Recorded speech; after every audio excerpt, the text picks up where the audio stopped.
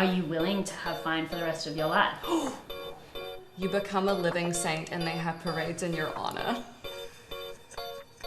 Okay! Sometimes I feel like change is impossible. I remember when I got my first book published and I went to visit it at Barnes & Noble. Yeah. And I literally felt nothing. And I thought, oh my God, I've wasted like my whole life. I wanted to publish a book and this was a complete waste of time. Help me, Gala.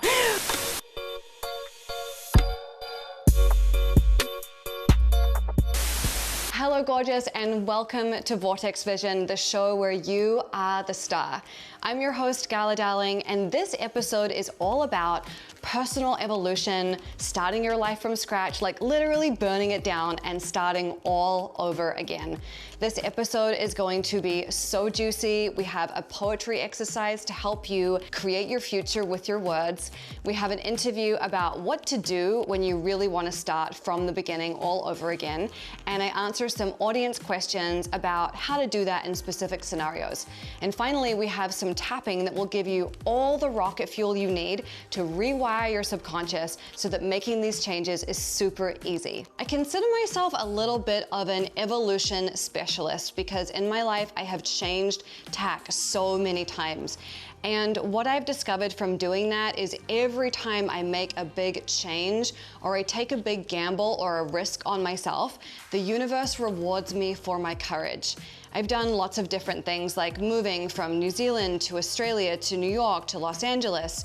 I changed my name legally when I was about 22 years old and didn't tell my parents. And all these changes I've made, like starting my own business, etc., have really helped me build the personal confidence and fortitude to feel really strong as I make more and more changes. And sometimes things happen to us in our lives and there's this societal idea of what we're supposed to make it mean.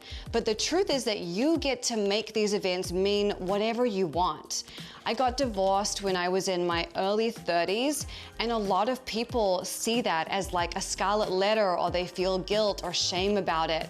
And when I got divorced, I decided it was gonna be the start of the rest of my life.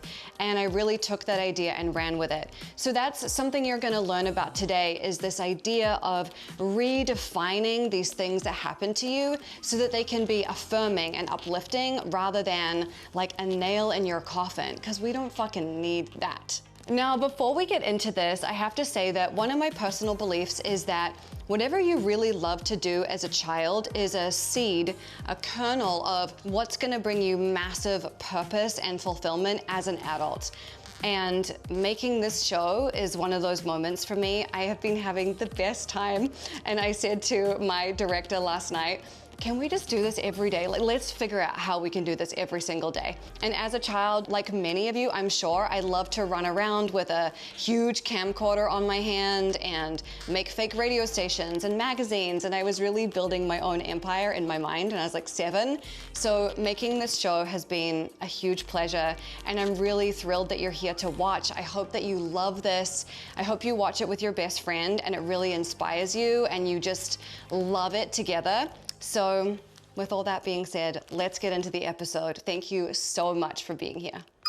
Now on Vortex Vision, I am delighted to be sitting here with my very dear friend, poet queen, Chelsie Diane.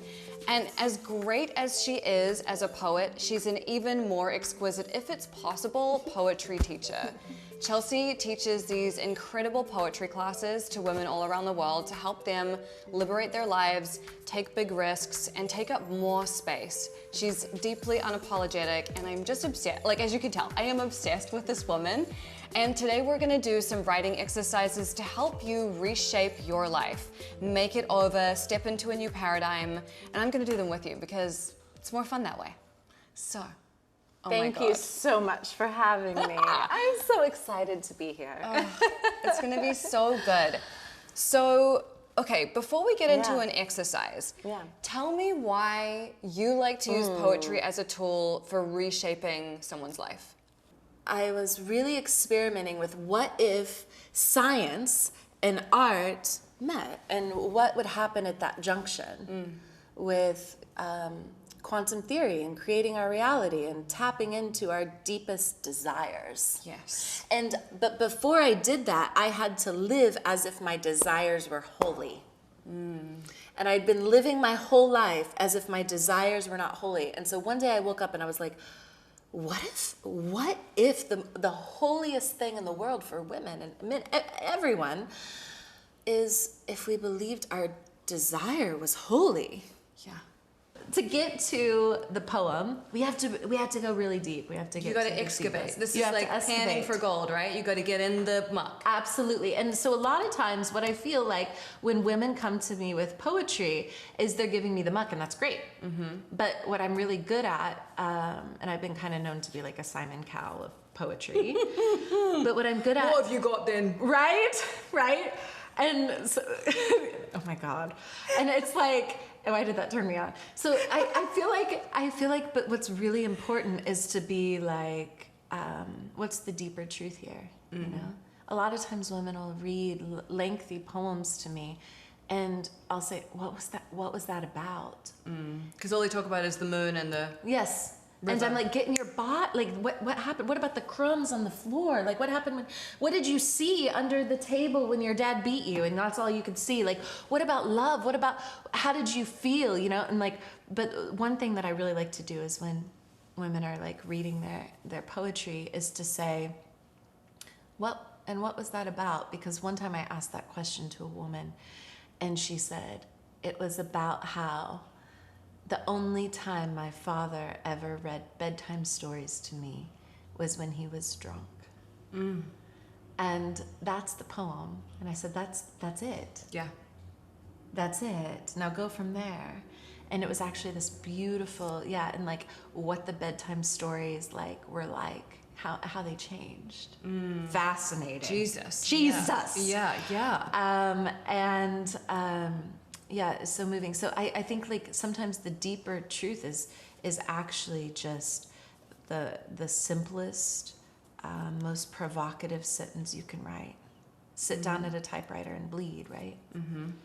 So if you want, we could do it right now. Let's do it. Do you want to bleed? Yeah. I have this this method that I use, and it's called spoiler alert. Okay. And it's about when you're ready, after you've skimmed off the surface, and you realize that you're writing your life into existence, and you're done writing about your trauma, and you're ready to move into Creation. Creation. Yes. When you're finally ready to, like really take radical responsibility and like take your life back as your own, then this is the poem. And it's called Spoiler Alert. And so I'll read mine first. And then I want you all to write Spoiler Alert at the top of your page and write your own. Spoiler. So I wrote this in, I don't know, it was like 2018. And everything came true. So,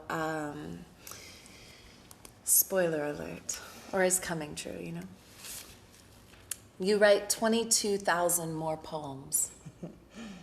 You fire your agent. Women keep coming to your class. They keep coming and coming and coming and coming. Your mother dies without saying she's proud of you. The lover that paints you never calls, not once after you sleep with him. Chelsie, you check your phone for 3 years and never, not once does he call. The cancer never comes back until you're very old and very ready. The kids never drown in the ocean or get kidnapped from a Target. And your Jeep never rolls down the canyon. A coyote never eats your cat. Your book gets published. And that one too. Oh, and that, my God, that will be a surprise. One of your daughters is gay, thank God. You go to Bali and France and walk 10,000 more miles, letting every lesser love move through you like air, like air, like air. You give a TED Talk, and let me tell you, you give thousands of more TEDs a talk. You finally find a skincare routine that doesn't break you out like a 14-year-old boy. You run another marathon. Your ex-husband remarries this year. There's a barbecue for one of your children's birthdays, and he's holding his new baby in his new backyard with his new wife. He has to flip a steak. He hands you the baby. You marry again. A few people sit on old quilts. He never not once takes his eyes off you. You have antique rings you engrave. He's not scared of you. He's old enough to lose his mind over Roadhead. He calls you star. He calls you finally. You leave him poems on the breakfast table. And he makes you a mosaic into a peony out of glass that you broke. You call him a pain in the ass. You call him all day long. You call him your son, your entire fucking son, your king, your son, God, king. There's a morning you never forget. Not ever. Not when you're 43, the day you moved to Europe. Not when you're 54 and thinking of Botox. And not when you're 63 and holding your third grandchild. And not when you're 98 letting go of their hand. You're standing across the living room, holding your old cross-eyed cat after he made you tea, and you stop. You stop and you say, this is my life. This is my life. This is my life. Oh my God, it's so good. It's so beautiful. Thank you. I love you. Oh my God. So I think that it would be amazing if all of us wrote our own spoiler alert poem. Okay. Yeah. I think I need my makeup fixed. So write spoiler alert at the top of your page. And a couple tips that I like to give my poets is to start with you, and that you being yourself. And so it's actually you commanding. You are telling your subconscious what's going to happen. Right. And so be really careful about what you write in this poem. Oftentimes, because it will come true. Oftentimes what I have my students doing is getting a clean notebook just for their manifestation. So everything in this comes true is what I have them write at the top. Everything I write in here comes true. And that notebook is the holy book. We don't write about past traumas with men. We don't write about Current traumas we with don't men. write about any of it. It's like this is what's coming for me, you know? Yeah. And so in the spoiler alert, I like to say, like I said, like you write, my first line was you write 20,000 more poems. And it's your deepest desire. And so, but what you got to believe as you're writing this is that your desires are holy. And you have permission, and you'll notice your subconscious will go to something really big, like a best-selling book or moving to Europe or something that you really deeply want, and you'll shut it down and you'll be like, no, I need to be more reasonable. Instead of a best-selling book, you'll just say, you write a book. Or like instead of saying moving to Europe, you'll be like, you move to Idaho. Like, you know what I mean? It's like this is in reach. But it's really important that your deepest desires are in the poem, because it's like, you know, when you're a main character and you audition for a supporting role, the director doesn't want you in that role, because the director's gonna be like, that person is shining too bright and the attention, you know, the scene is gonna be on them. And so you will not get the role. You will be rejected every time when you're a main character applying for a supporting role. And so make sure that you are writing your deepest desire and being true to that as you write your spoiler alert poem. Another thing that I like to do is put specifics, like your age number. Like I said, when you're 43, you move to Europe. Right. When you're 63, your third grandchild is born, you know, like, I even put my death year, 98, you know, like I don't want to do C99. Like, that'll be good. Yeah. Like, I think it's important that you write. Like timestamp some of these things. It is. And there's two things at play. Yes, you're creating your existence, but just as equal and powerful force within you is actually just telling you what is meant for you. So it's both of these at play, right? It's your subconscious saying, if you want it, this is it. This is in your vortex of creation. If you want it, it's there. And then there's also you like reaching for it, right? And putting it down. So yeah, it's about pulling it out and putting it on the page. Okay, let's do that. Let's do it. Okay. Gala, Yes. would you read some of your spoiler alert for us? I would love to. Okay. You create a pink empire and liberate 1 million women. Okay, first line. First line. Yeah. Okay. He turns out to be the one, the real one, and he never makes you anxious. You build a house with a beautiful view, high on a hill, so stunning you almost feel embarrassed about it. You never have children and you never regret it. And then this is when you said, don't let the pen leave the paper. Yes. You become a living saint and they have parades in your honor. Okay. You dye your hair every color of the rainbow and you never fit in, but you constantly call in your perfect magical people. And this is when I started smiling. You and your best friends are like the modern day Cher and Stevie Nicks and Tina Turner, and this is when I really smiled. We all have fabulous stage shows with full pyrotechnics and screaming fans and insane merch. I'm obsessed. And the final line is, you have many more dogs and own many more diamonds, but you prefer the dogs. Okay. Dang.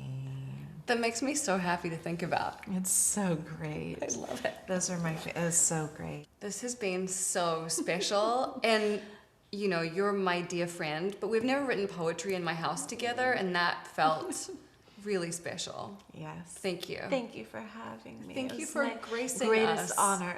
Gracing us is what the muses do, and that's what you've done. Thank you. So how can people find you? My Instagram is Poems and Peonies, and that's where I write poetry. I have a book called Poems and Peonies, and on my website is chelsiediane.com, and every class I've ever taught is there, live and recorded, and prompts, daily writing prompts and writing playlists. It's all under Poems and Power.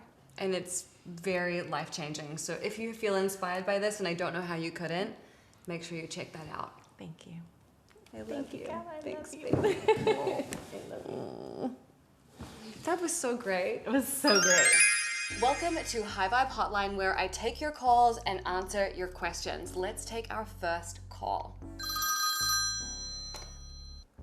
I feel called to change my life by moving to a new city, but I'm absolutely terrified. Help me, Gala.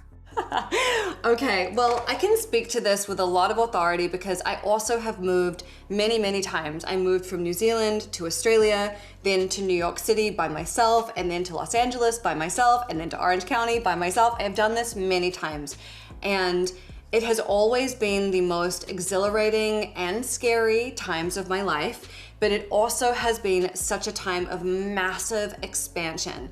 There are some things that you are only gonna learn about yourself when you're in a completely new environment by yourself and you're figuring it out. But some of my fondest memories of my entire life are from when I moved to New York City. I was 24 years old, I moved with 2 suitcases, I had like a $3,000 limit on a credit card and no real way of paying my bills. And I lived in a studio apartment in the West Village. I would have to walk up 5 flights of stairs to get there, and the toilet was in the hallway and the shower was in the kitchen. And I loved it because it was the place I'd always wanted to live. Like when I was 13, 15 years old, I would go to the public library in Wellington, New Zealand, and I would get a stack of guidebooks on New York City, and I would read them, and I would make notes of all the places I wanted to go, all the things I wanted to see and do. And when I finally got there, it was like my dream had actually been realized, and it was even better than I thought it was gonna be. There was so much energy, and I just felt like it was the first place I'd been where the energy of the place matched my energy, and it was so special, and I've never regretted doing that. And even though there were times doing that were very challenging or very isolating, and times when I didn't know what I was going to do next, it was so impactful and formative. Like, it helped me become who I am. And anyone that I've met that's moved away from their hometown, they are a great person. It has made them great. It has built their character. It has given them personal fortitude and strength and wisdom and resourcefulness. And even though right now you're like, I don't know where to start, I have no idea what to do, I would say book the ticket and just go. Because it's really easy to feel like I have to figure this all out before I do it, but actually leap and the net will appear and you will have the adventure of a lifetime. So have a great fucking time and send me a postcard. All right, let's go for our second question. Gala, I'm evolving and noticing that my friendship circles are just not feeling as good anymore. It's like we don't have much in common. How do I navigate this? This is very common, especially when you're evolving and developing and really shifting your ways of seeing the world, or changing your subconscious programming, or starting to really examine the beliefs that you have and realize that maybe what your parents told you about life doesn't feel true to you or doesn't feel like a match. And as we do that, we start to change who we want to hang out with and what we want to do with those people. And it can be a very isolating time. And sometimes we feel like this feeling of isolation is really a problem that needs to be solved. But I've had many periods of isolation in my life that have actually been fertile ground for me to figure out more about who I was and figure out what I really wanted to do and what I really stood for and how I wanted to spend my time. And especially, even the question before, when you're moving around, you do have periods where you don't know a lot of people. Maybe you have a couple of friends online that you connect with, and you don't need to have a million friends to feel loved and connected. And it's great just to have like one or two people that you can talk to.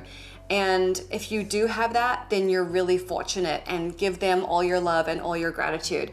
But I think it's important to explore this time where you're in this limbo state. You haven't met those new people yet, and you're still connected to the old people. And those people are not necessarily bad or wrong, they're just on a different pathway than you. So while you're in this limbo and you're waiting to meet these new people, explore yourself. Ask yourself, what do I want to do with my free time? Is there a class I want to take? Is there something I want to study? Do I want to go to like an improv acting class, or do I want to learn how to make pasta or whatever? And you'll find also, as you experiment with these things and do these things, that you will meet people that you actually have things in common with. So even though it feels isolating and that can be really hard, and I don't want you to, hold off on reaching out to people if you really are feeling alone, but embracing the solitude can be such an informative and beautiful time in your life. And I wouldn't want you to miss that because you're looking outside of yourself and hoping that other people are going to fill that space for you. It's a space that you get to fill yourself, and it gets to be an artistic, beautiful, joyful time. We actually have an entire episode on friendship coming up that you are going to love. It is so juicy, but for now, let's get into some tapping. Now let's get into some tapping on moving into making these changes really easily.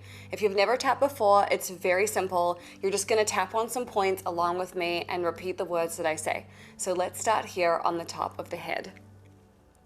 Sometimes I feel like change is impossible. Sometimes I feel really locked in. Sometimes I feel like my identity is set in stone. And it prevents me from making the big shifts and the curious leaps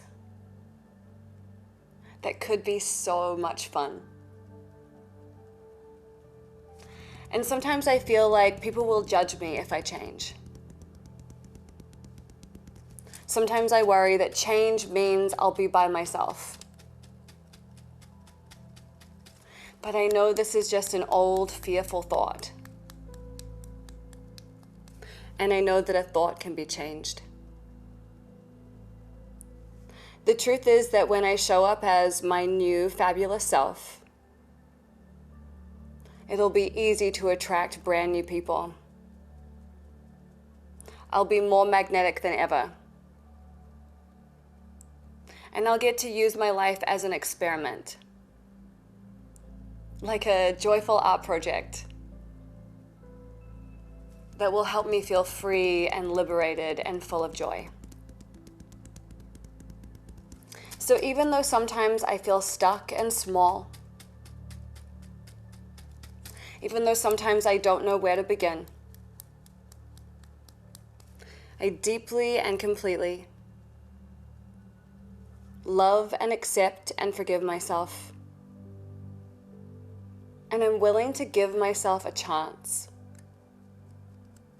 to evolve, a chance to expand, a chance to grow and stretch, and most of all, to have a lot of fun. It gets to be so easy. And I get to start now. All right, take a deep breath in, hold it at the top, and let it go. If you want more information about tapping, go to highvibehoney.com. We're here with Erin May Henry, a YouTube superstar, and she is here to talk to us about rebranding your life, starting over, starting from scratch, reinvention. And a little side note is that I spoke to Erin a few months ago and I said, I really need help with my YouTube. What do I do? And she was like, you need a show. So this whole thing that you're seeing is her brainchild. And Erin's superpower, or one, she has many, but one of them is that she can see what a universe of potential surrounds someone and tell them how to get there. Universe of potential. I am literally getting that tattooed on my forehead. You should. No, and that's why I'm really excited to talk to you about this idea of rebranding, because you are so good at putting together a system for something that seems so scary to people. Mm-hmm. So people wake up and they look at their life and they're like, wow, this is not who I want to be. This is not what I want to do. And it can be really intimidating to start. Mm-hmm. So let's talk about what does reinventing your life look like? And maybe for you, what are some examples of you reinventing your life? So I want to tell my story because I think it's going to resonate with a lot of people, a lot of women specifically, because I know they go through a similar situation to what I went through. But this is where I really learned the power of reinvention, the power of reinventing my life. So I was in a long-term relationship with my ex-fiance. We were together for 7 years and it was fine.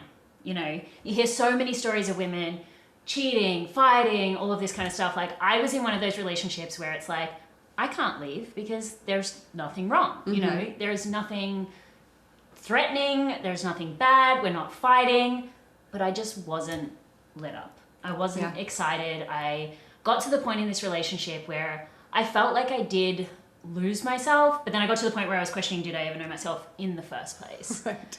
And so it took me a really, really, really long time to find the courage to leave that relationship, because I really do think when there's no reason, it's so much harder. It's so much harder. I was so afraid of, obviously you're afraid of hurting your partner, you're afraid of what people will think. I was turning 30 at the time that I did decide to leave that relationship, middle of lockdown, all of the things. But yeah, it was just such a scary, scary, scary decision that I had to make for myself. It was on my mind for such a long time. I was mulling it over, but it came to the point I was actually driving with one of my friends and she was rambling, talking about something, and I was telling her about my situation, and then she just basically said to me, are you willing to have fun for the rest of your life? Honestly, it was just in that moment where I was like, abso-fucking-lutely not. Yeah. Absolutely not. I can't sit there at 90 years old and just live in fine. I have a tattoo on my arm that says be extraordinary. And I had that before this situation, by the way. So it was in that moment where I was like, I have to make that decision. Now, timing-wise, maybe not the best. So it was at the end of 2020 in Melbourne, Australia. We actually had a full another year of lockdown that followed that. So 2021, we were full in lockdown. So I ended my relationship. He moved out. It was very clean. I feel very grateful for that. This isn't a sad breakup story. Right. But what it is a story of a woman who'd never lived by herself before.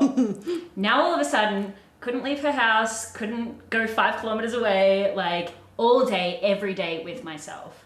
The best thing. Wow. I had to face myself in a way that I have never had to face myself before. You know, I've always been like a confident, outgoing, spontaneous, like I've got all these quirky personality traits, which I'm sure we'll get into, but this was really one of those moments. I was 30 years old. I was in this house by myself, running my business still, like that's just a side note to it all, but I just had to face myself. And what really kicked off this journey of reinvention, getting to know myself, as I call it, becoming the coolest person that I know, was I read the book Single on Purpose. Okay. It is a life-changing book. Like anyone I've never even heard of this single, book. in a relationship, been married for 20 years, read this book. Okay. Because, and I know this is a theme that you discuss a lot with your other guests and friends, that, you know, women tend to lose themselves in relationships when they become a mother, even in business. Women just, we mold and shift and change to fit in the environment in which we're in. We're really good at that.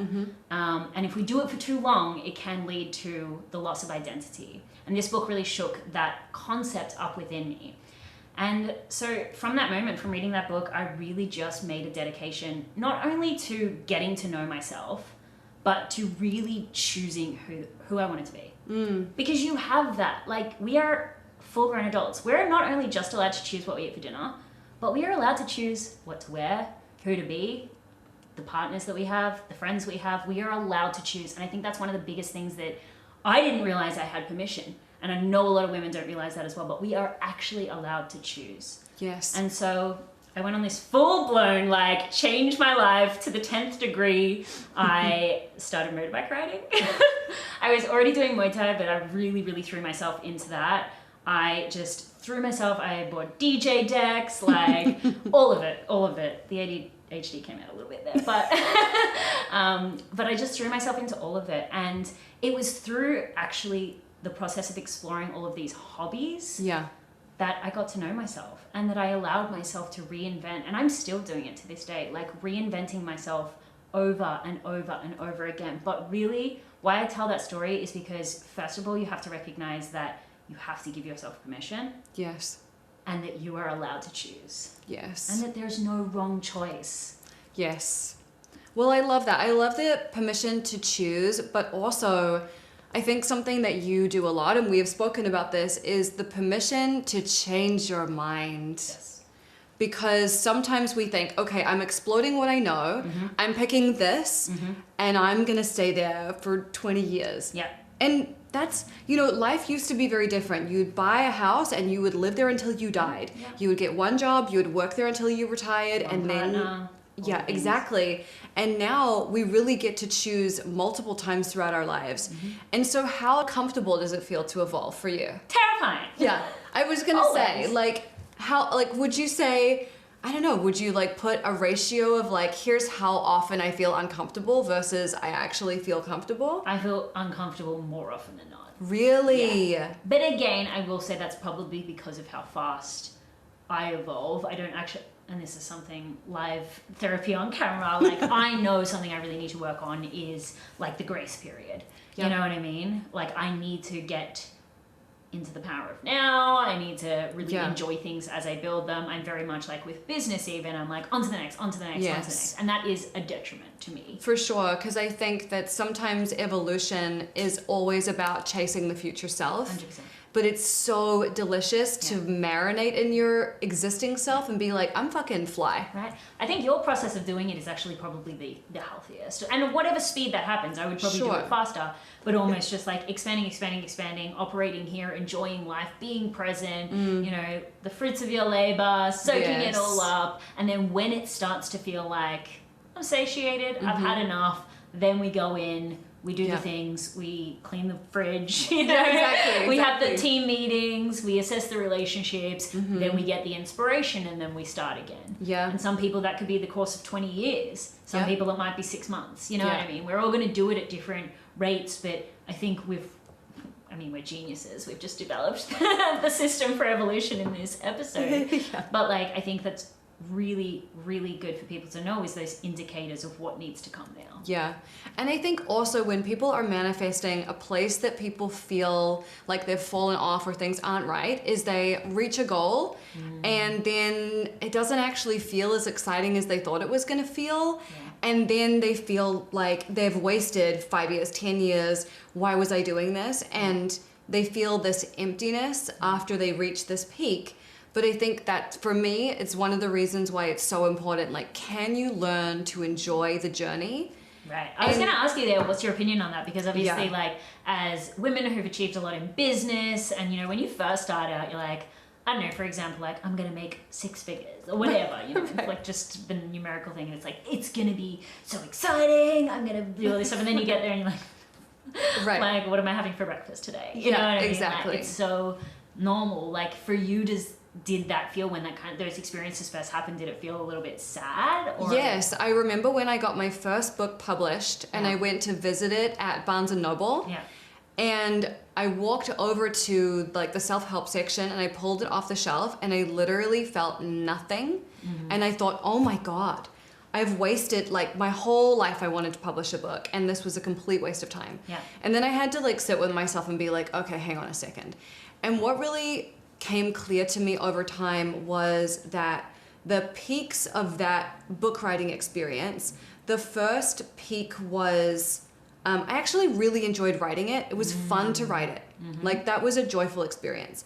The second one was when I went to my publisher and I signed the deal. Like that was really exciting for me because it felt like they were validating me, even though that's nonsense and I now don't need that because I know it doesn't matter. Yeah, At the it's time exciting it the felt first great. time, yeah.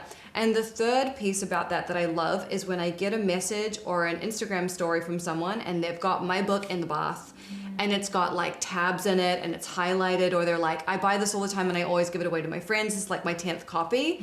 Like the idea that it's in someone's house with them, that's really fulfilling and gratifying. So sometimes the end result that you pictured is not really the peak. There's like some other beautiful peaks along the way or even afterwards. Yeah, and that's exactly why my favorite word is like becoming. Yeah. You know what I mean? Because I feel like that is where the juice of life is. Yeah. In the, oh my God, I went to my first pole dancing class and it sucked, but it was so fun. Like, Yes. And then you go tell all your friends about it and stuff like that. Yes. Or like you meet someone new and you like, you know, I know we wouldn't do this in actual romantic relationships, but like the first few months of meeting someone new, the butterflies, the excitement, the anxiety as well, but that's dichotomy, right? But like, you can live in that state constantly in different areas of life. Yes. Trying out a new style, starting something new in business, trying a new hobby, going to a new country. Like the deliciousness of the experience we have when we try something new, I really do think is a big part of why we're here. Yeah. To try to learn, to evolve, and to teach. Yes. You know what I mean? And how much bigger our lives can get when we try these new things, because if you never went to Turkey, for example, how different could your life be? Like you fall in love with some guy there and your life completely shifts. You know, and we're missing out on so much when we're like, well, I'm an accountant and I wear green and brown and black and white and this is my life. How are you ever supposed to have your like sliding door moment if you never miss the train? You know? Right. Like you've got to be constantly putting yourself in your environments, because just like I said with Muay Thai, and it's such a small thing, but like it has given me beyond such a different zest on life. It literally all of my friends pretty much now are from my Muay Thai community. You know, people always ask the question like, how do you make friends as an adult? Well, it's through my business or it's through Muay Thai. Like it was my support network when I was going through my breakup and all of this kind of stuff. Like literally one day just waking up and deciding to put on a pair of shorts and go to a class. Yeah. You know what I mean? We just we have to put ourselves out there in that way, because it's those decisions, those moments when we follow intuition, that begin the process of evolution. And it's very intimate to kick someone as hard as you can. It's so good. It's so good. It's so great. It really is. I love it too. It's like my favorite. There's nothing better. I'm a real fan of like the stomach punch. Like a good cross right to the gut. Oh my God, I love that. So do you ever find that you feel uncomfortable or uncertain because people want to put you in a box or they want to define you? Like I introduced you as a YouTube superstar, but do you ever feel like you need to be able to niche it down or not really? this is one of the things that I think about a lot, and especially in like TikTok culture and today's society, because we are obsessed with, I say we, but I'm looking at the Gen Z, are obsessed with like labeling things, you know what I mean? In terms of like the aesthetics. You're a clean girl, you're a this, you're that, you're the other. Again, it's like, let me paint a little box of how my life should look by what I'm seeing in a little screen, and let me fit every part of my existence into that. And we're obsessed with job titles, like people are always so quick to like define themselves. There are parts of us, you know, our nationality and all of these things that are obviously incredibly stable, but the parts that are a little more malleable, that can change over time, I feel like we do ourselves such a disjustice by trying to label ourselves in that kind of way. I have just always had a disdain for labels because I have such a dichotomous personality, in that, you know, when I was growing up, people would always call me a tomboy, like a tomboy, and as I got older, I'm like, well, you know, a tomboy has to look like this and speak like this and have this. But then what if I actually want to wear like, you know, a sexy dress or a pink gown or whatever that doesn't fit in my box? Or if I'm a YouTuber, or if I'm a business mentor or whatever, then I can't do this project because that doesn't fit in, you know, it doesn't fit in this little frame that I've made for myself. So I think that if it the answer is always, if it feels good for you intuitively, then absolutely go for it. You know what I mean? Again, we're all so different. Some people really thrive with definition. But for some, and for those of you out there that have really struggled with I can't define myself by an aesthetic or a job title or a niche or whatever, just who cares? Let people call you what they want to call you. You know what I mean? People are always like, what do you want to be called? I'm like, call me however. I love that you called me a YouTube superstar. You know what I mean? And if that's like something that means about me, that means something to you, then that's absolutely amazing. But I don't want to have to control how other people see me, because that's just too exhausting. It is exhausting, and you can never really control how they see you anyway. And I always feel like our labels become our limitations. 100%. As soon as you pick a label, you're really just guaranteeing that in 2 years' time, you're going to have to unweave that whole blanket. 100%. When people ask me to write a bio, I'm like, ChatGPT. Who is Erin May Henry, the YouTuber? Exactly. Oh gosh. Yeah, exactly. But I just think, again, like one of my arch nemesises is things that are ultra definitive. You know, when people try to say that this is the only way to do something online, or if this is exactly how I have to be, like we restrict ourselves from so much possibility. Yes. When we do that, when we're like so restricted, you know, I'm a rebel at heart.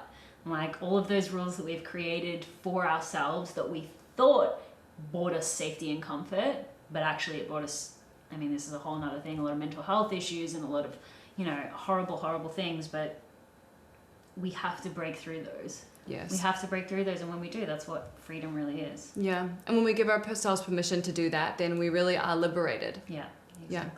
Yeah. Love that. I love it. All right, let's do our sexy six. Sexy six. We just had a whole conversation about literally me evolving and changing my mind. Now you want me to answer. And now I want absolute definitive answers to these questions, and you can't change your mind. Ever again. And you have to live with these for the rest of your days. Okay.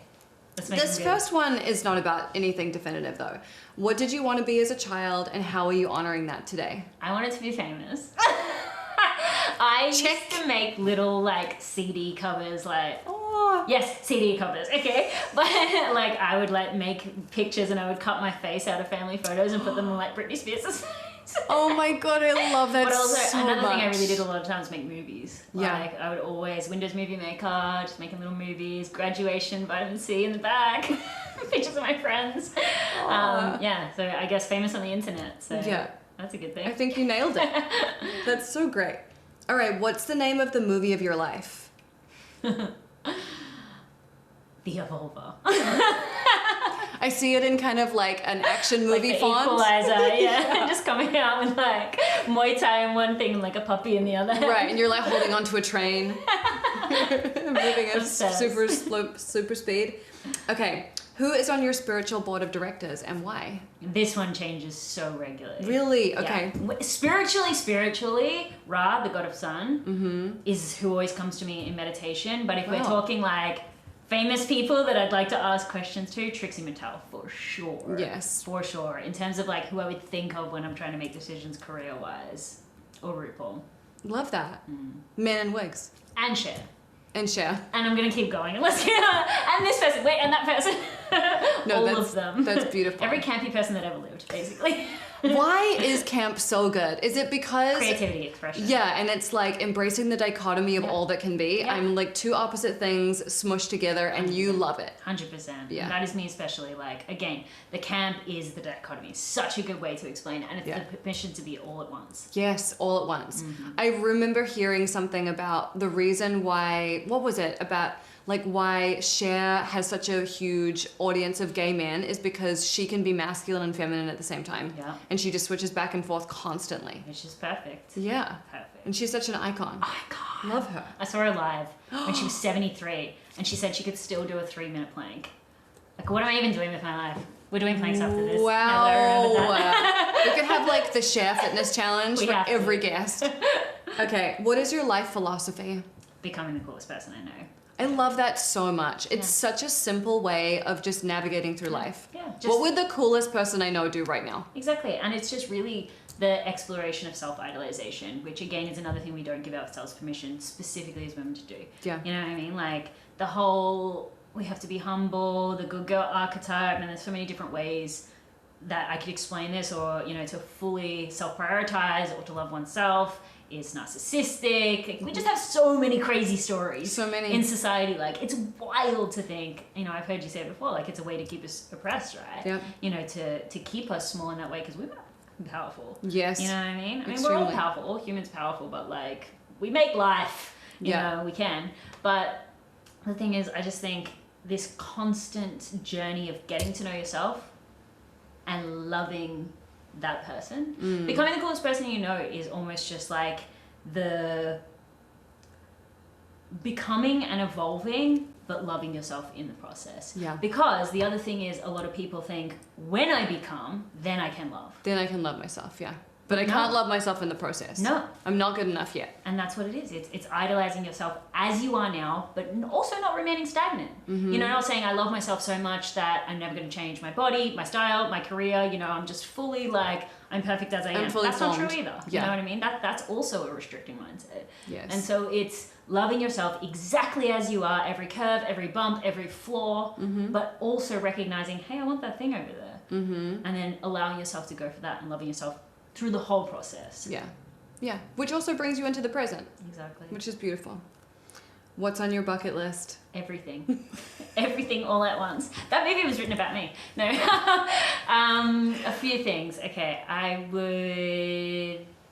God damn. Do you know one thing was on my bucket list for so long is I want to wear a Bob Mackie. Oh, that's a great Talking item. about Cher, that's one thing. No, I love that. But that's like the general gist of my bucket list. It's like really random things, very random and specific things like that. That's fantastic. Yeah, I love that. It's beautiful, and I see that in your future. Thank you. I'm Yes, gonna write a shimmering poem on about it. stage. Okay, finally, what would you like your tombstone to say? God, that's actually a hard one. Yeah. I just wanted to have a picture on it of a puppy and say she loved dogs. After everything, she loved dogs. Full stop. It's beautiful. There's like too much to summarize, but the one constant is that I love dogs. That's amazing.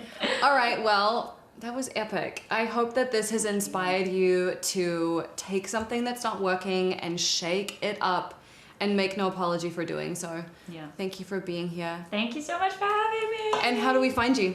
So, Erin May Henry, anywhere on the internet. Easy.